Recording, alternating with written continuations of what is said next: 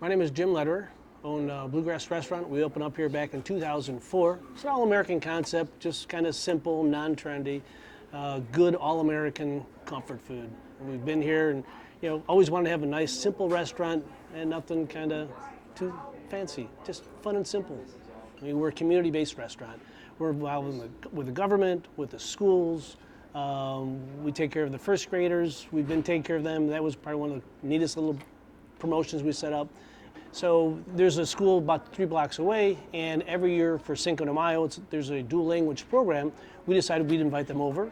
So we talk about Cinco de Mayo, and they would walk 4 blocks, get here, and our chef would do a little show and tell. We'd make some salsa and chips, and we would invite the kids in, give them a nickel tour of the kitchen, and then they go back to school. So for the hour and a half, it was just kind of a fun meet the restaurant guys, meet the chef, which was kind of cool. And then the best part of it was, as they all left, they got a coupon for a free dinner. Little did I know how little kids, they go home and they bring their ticket to their mom and dad and go, hey, we got to go back to Bluegrass for dinner. And it really turned out to be one of the best little kind of marketing programs we've ever done. Because we got to meet all of the new first-timers that moved to the area. We're also communicating with the Highland Park High School.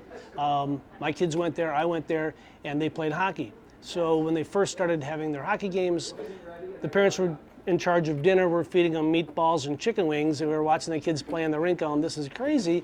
We got to get them a good dinner. So we started having family dinners with the team here, and back in 2005, as I had 2 kids playing on the team, we started bringing the whole team in, so the entire team would come in for dinner, and it was just really kind of cool and fun to see the kids grow throughout the years. And as my kids left in 2009, we're still doing the family dinners for the high school. And we still get to connect with the kids, get to meet all the new parents. And the best part is it's really the kids communicating, sitting down, having a family dinner, and being a team. So it's been kind of, once again, you do certain things and things just kind of work out in a different way, even better than you even imagined. What motivated me to begin composting was really we've been recycling for years. So the recycling program came out, we figured out how to recycle, and as they introduced the composting, we figured we can do this too. We weren't sure how it would work, but we decided to do the right things for the right reasons. We should be able to do this very easily. So we started that about 2 years ago, and it's really worked out extremely simply, painlessly, and to our benefit.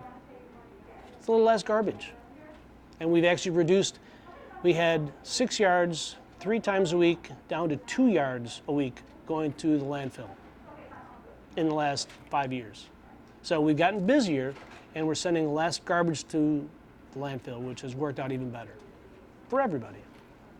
Our kitchen's really tight, so we didn't have a lot of space back there. So we had to first figure out, we got the big Slim Jims, got the big garbage cans, and then figured we were only filling them up about a third per shift. So we eventually got rid of those and went back to just 5-gallon buckets. And what restaurant doesn't have 5-gallon buckets? So we put bags in the buckets, so you have the composting bags, so we can easily get it out and it doesn't make a mess outside. So we put about 3 different bags or boxes throughout the kitchen, and it really works out well. We dump them each shift, and it keeps it simple. So we're prepping, and there's a can right there. You just dump it right in the 5-gallon bucket, and you're all set. And even on the back side, so as they're prepping throughout the morning, they just have their buckets there, and they just scrape it right into the bucket, and it's all set. Now in the evening or during lunch, when plates are coming back into the kitchen, none of our staff will actually scrape plates. They all go into bus pans.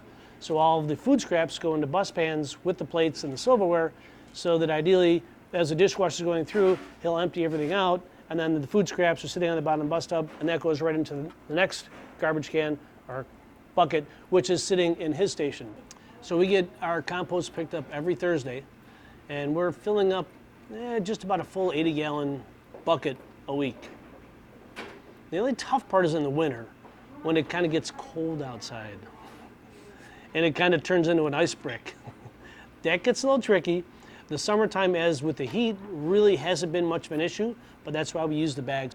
So as far as the financial impact, I'll be honest, we've probably gone up a little bit in our costs because we're recycling 3 days a week instead of 1 day a week. So ideally, when the truck pulls up, you got to pay for the truck to pull up. So we're ideally paying about $30 more a month to do the right thing. So yes, it's gone up a little bit, but at the same time, you got to do the right thing to get the right thing back on the backside. So it's a very minor increment.